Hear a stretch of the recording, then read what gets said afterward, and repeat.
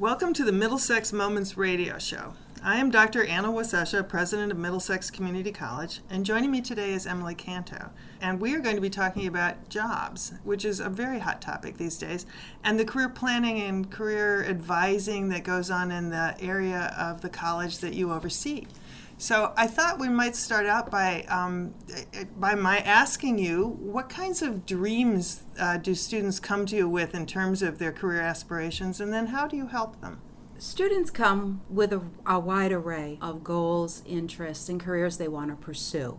Some students come in hoping academically to be able to complete a certificate through the college, which would give them entry into a career path, whether it be something in human services, business, information technology, through students who they come in with the expectation of becoming a physician. And in working with students, often what we're doing is some reality checks, to see if there is some kind of balance between goals, aspirations, and skills. Often, students come needing to do some remedial work in math and English and looking at careers that require high levels of skill in those areas, and we need to kind of step back and look at the reality of what they want to do and the time, money, and energy that it's going to take. How many years have you been doing this? I have been doing this probably close to about 25 years now. So what has changed in the last 25 years? I think students are more pragmatic about looking, especially in the last 3 to 5 years, at majors that will parlay employment. We do always still see students who are interested in the liberal arts and sciences, but more often than not, they're looking for something at the end that will make them employable. That's a real concern. Sure, it makes a lot of sense to me. But I also always worry that especially the traditional age students, the 18 to 20-year-old students, don't know very much about the world of work. And so, how do they make a wise choice if they really pretty much know what their relatives and friends do for a living? But how many occupations are there in the Dictionary of Occupational? More than I can quote you right now. But in working with students, we really do back up with them, do the kind of what, how come, what if hour, where we get them thinking about themselves. What do they enjoy? What are they good at? What experiences have they had? What do they see other people doing that looks interesting to them? And again, you're right. Often students have a very narrow scope of what they're aware of. Right. And we can get them. We have something called Focus, which is a guidance tool that students can do at home that has some inventories on it, an interest and abilities, a values, a lifestyle inventory where they can start looking at what jobs and careers tend to match for them on any and or all of those topics combined. They can also, as I had mentioned to you earlier, decide what level of education that they realistically think can get, and the computer will help them identify jobs and careers that would match from anything from a certificate through a doctorate degree based on them. Wow, it's pretty amazing. But why don't you hang on to that thought? And we're going to take a break, and right after we get back from the break, we'll be talking more about how students choose careers and how the college can help them do that. Welcome back to Middlesex Moments radio show. I'm Dr. Anna Wasesha, and today with me is Emily Canto, who is a counselor in our Career Center here on the campus. We've been listening to all kinds of news stories on the television and in the newspaper about jobs and the economy here in Connecticut. In fact, the governor had an economic summit last week. I did get the opportunity to attend it, and it was very helpful to understand the macro picture of how the economy could rebound here in Connecticut. And I would say that one of the messages was that economic revitalization comes about as a result of a very intertwined web of inputs into the economic system. And that includes, of course, employers and the government to some degree, but certainly education. And many of the speakers at the meeting were underscoring the importance of community college as community colleges in general, these two-year schools, as more kind of nimble and responsive to the needs of the employers in the state of Connecticut. That's on the macro level, but here at Middlesex Community College, Emily is working with students on a micro level, student by student, which is really a wonderful service that the college provides. because as students come through the doors of the college, they have many, many choices to make. Probably one of the more important ones is how they're going to chart a course to a productive career where they will be able to earn an income that is certainly a livable income, and also where they can enjoy the sorts of resources that are available in the community, where they can make a contribution to their neighborhoods and to the organizations that they belong to, whether it be faith communities or social service agencies or parent-teacher associations, or they can be good neighbors and friends. So I always like to think about career very broadly. Certainly it's earning an income, but it's a lot more than that as well. So Emily, I can stop talking for a moment, and perhaps you could help the listeners have an idea.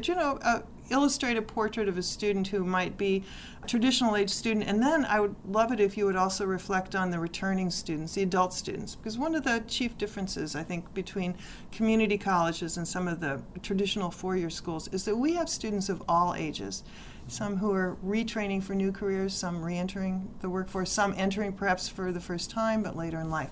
So perhaps we should start out again, as we were speaking before, about the traditional age students and then go from there. Super. A traditional age student who might come to Middlesex was, a fair to really good student in high school. I think, our students, encompass students who did very well in high school now, and I think people don't always recognize that community colleges do get students who are very bright in high school. But our typical student graduated from high school, may have had, exposures to a few different careers and fields, may come in with, the expectation of earning an associate's degree.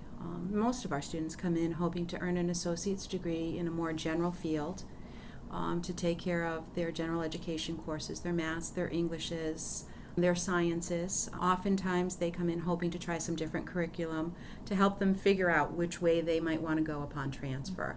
I would say the vast majority of our students do transfer to a baccalaureate level college or university, more often than not in-state than out of state, but really utilize, or we try to encourage them, I guess I really should say, to utilize, the resources not only of our office to make some career decisions, but to get involved in their community, to enhance their communication skills, their leadership skills, their ability to interact with others, to serve as part of a team. When I talk to employers, those are a lot of the skills that they're looking for in entry-level people.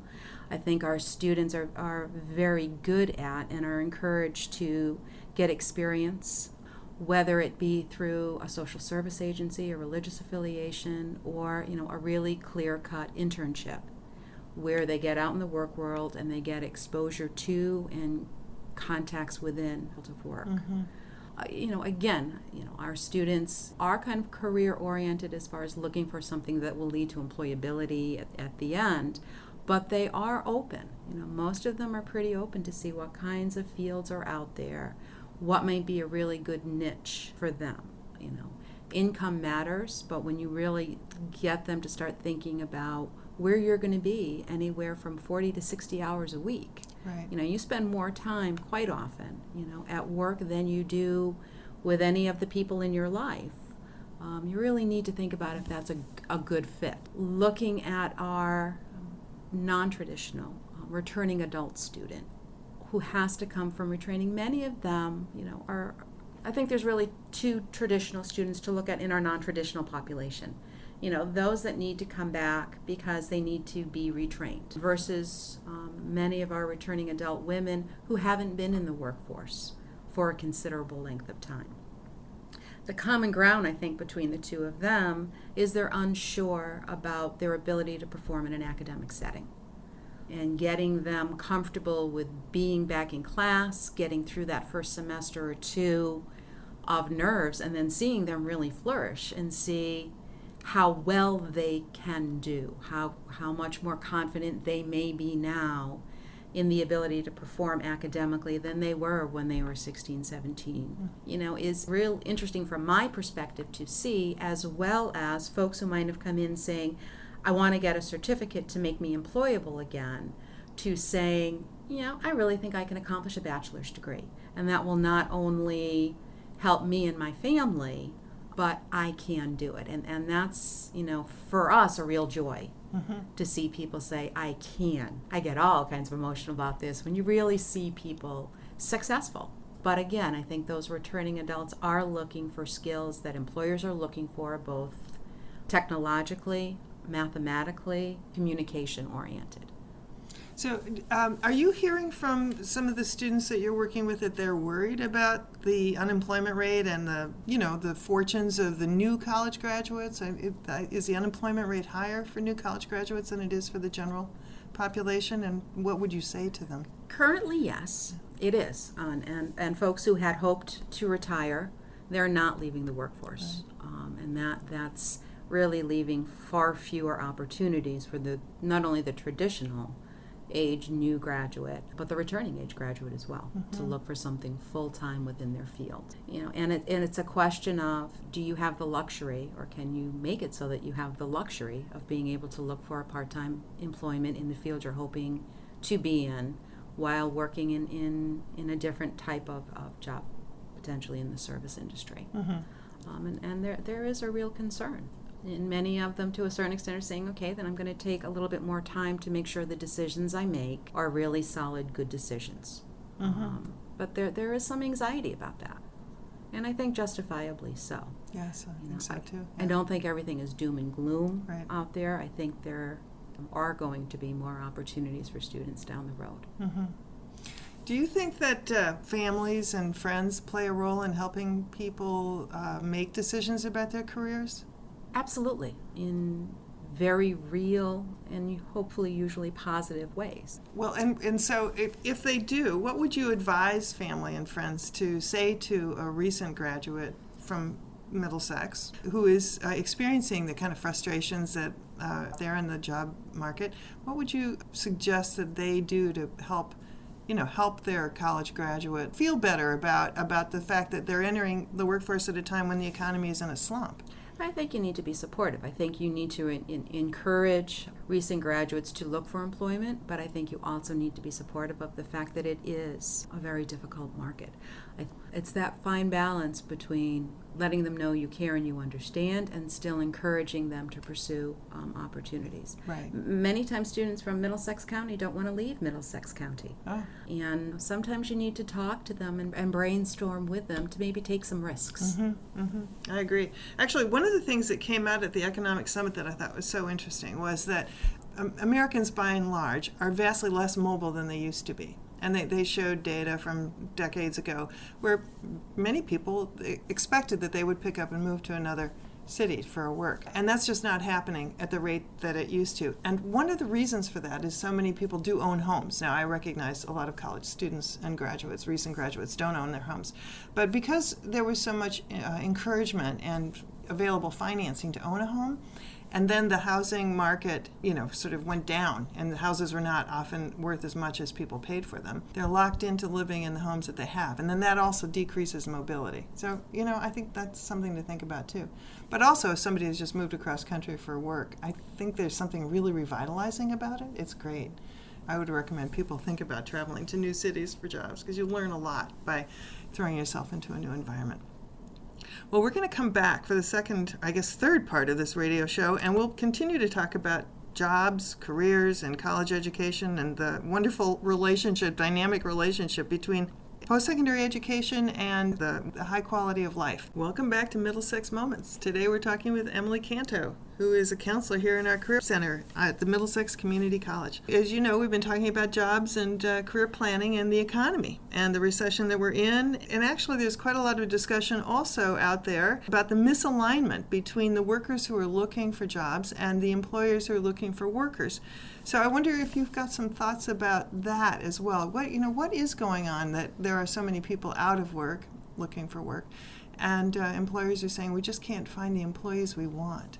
Many of the companies who are looking for employees are looking for folks that have particular skills, are highly skilled in math and technology. And there seems to be a mismatch, not only in Connecticut, but kind of nationwide. Our scores in math and science on national and regional exams are lower than they might have been 10, 15, 20 years ago. The emphasis needs to be reestablished on those areas.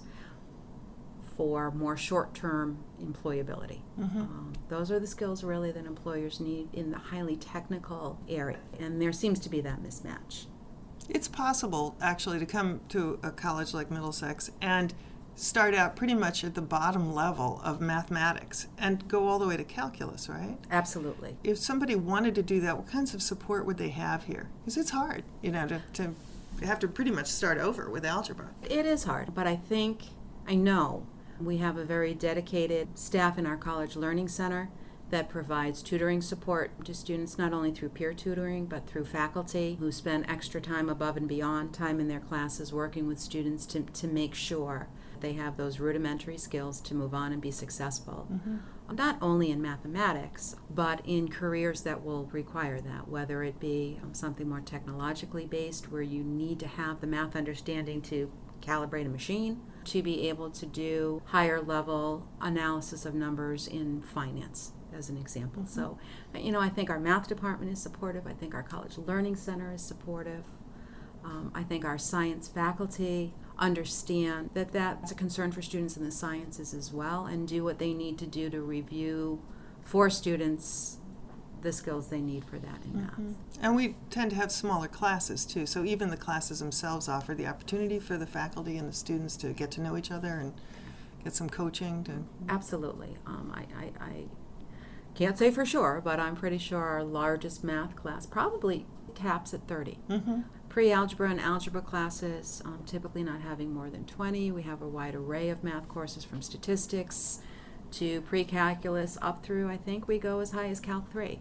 One of the tensions I think that I have observed in my life as a worker and certainly a college student, I love being a college student, is the tension between where the, quote, hot jobs are and who I am as a person and where I will really be happy. So how do you help students? I mean, I assume that they come to you and say, well, where are the jobs? Yeah, they do. And when we talk to them about fields in technology, in accounting, in healthcare, we always temper that with, and you need to think about yourself, and you need to do some informational interviewing. Go out, talk to folks who are in those jobs, see if there's kind of a match, with you and those you see doing those kinds of jobs. See if you can do some share a day, shadowing with people in those positions, and then really sit back and say, can I see myself doing this for 40 to 60 hours a week? And how happy will I be? Right. They call it work for a reason, but you ought to be not dreading going to where you're going for that many hours. Right. Because then you're just going to be back someplace else. So that kind of match between you as a person and your skill base and a field has to kind of align. And I think you also have to be flexible about understanding how opportunities arise. So one of the old conventional wisdoms was that people would change occupations 7 times during their career. Maybe it's even more now. When a student comes here and embarks upon a program or a major, it's perfectly possible that 5 or 10 years out, or 15 or 20 years out, that career may kind of be phasing out, a new one could be phasing in. In fact, it's so interesting. My daughter, of course my daughter is interesting, but she's very hyped right now about the prospect of becoming a blogger for a nonprofit organization. Now, when I went to college, nobody knew what a blog was. So that's an example of how these careers actually didn't exist 5 or 10 years ago, and they now are very, very important to organizations. And I think that kind of flexibility and that openness to new things is going to be very important, don't you? That willingness to change, to keep current, to continue to go to school, whether it be through training seminars with an employer or through more traditional, on-ground or online courses. That's the nature of work and training and careers. I was reading the other day something like of the top 100 careers, 30 didn't exist 20 years ago. And you're right, and that change is going to continue as technology advances. So will new jobs. What do you? And so thinking about that, actually, I'm wondering what you think the impact of the so-called millennial generation is on at least the traditional age students. So these are the students who sometimes have helicopter parents and who expect gratification rather instantly because they've been brought up on the web. So they think that everything happens at the speed of light, which to a great degree it does on a computer screen, and maybe who have had things a little easier than the previous generations. And how do you transform that kind of experience, being a member of that generation, to the being flexible and open and entrepreneurial about building your own career? That can be challenging, because, sometimes it takes hard work, dedication, and more than a nanosecond to really kind of accomplish what you need to accomplish long term, while folks like me are still in the workforce, who came up in a very different generation with a very different expectation of work and what a work ethic is and communication style, and it's a challenge, and it does require a different approach, and different doesn't mean good or bad. It just simply means a different approach to looking at work, the role work plays in your life, and what the future will kind of look like. I don't know if that's really directly answering kind of what you're looking for there, but this generation has been raised differently, and a couple of weeks ago in the current there is a difference in how they are in the workforce. In what way? In their communication skills and their ability to interact face to face, their willingness to take that risk to interact face to face, because so much of what they do is online, doesn't require sometimes reading that interpersonal dynamic. And when they end up in an environment, interacting with 50 to 75 folks, it's different, and the skill level is different. That's pretty serious. It is. Yeah. And I was kind of surprised, people will talk about, this generation just, if it's not online and it's not in a nanosecond, they don't want it, but it is translating into the workforce with some remediation of skills. So, boy, where would you start? I mean, how does somebody, first of all, I think you have to be introspective enough to understand that that's something you would want to work on. Probably the students who come to you, you can kind of talk that through? We talk that through. We encourage them to do things like take a public speaking course, like look at being in a team environment, working more in a team on campus or with a community philanthropic group, to interact more. I'm not saying this group can't interact. Sure. They are on sports teams. They are in different things while they're in high school and graduating. Right. But as far as, interacting, taking the initiative to make a face-to-face meeting, it's a different approach for them. Which kind of reminds me of the old saw, I suppose, about how important general education is. I guess I don't want to say saw in the sense that it's something that I don't respect. I respect it a great deal. People talk about the goals of general education being the ability to, first of all, be a critical thinker, which I think is so important, especially when you have a flood of information, but also to be able to communicate, both in writing and then orally. And you think, well, orally, what is that? We all talk, right? Everybody can talk, but to do it effectively, so that you communicate the ideas you want to with the kind of respect for the audience that you need to have, and of course, computational skills, which we've talked about, and the ability to sort of cherish diversity. I mean, everybody's different. They come from different places in the world. They have different values, and that's actually a very good thing. So to not be afraid of new thinking and new people and new ways of doing things. All of which, in the end, makes me feel even more strongly that a college education is something that is a critical component of anybody's life. It's probably some of the best time that people spend in learning about themselves and preparing to make a difference in the world. Do you see that? Absolutely. You learn more about yourself as well as the world of work, careers, employment opportunities, who you are, what really matters to you, and what you want your life to look like. Right, yeah. So it's been great talking with you today.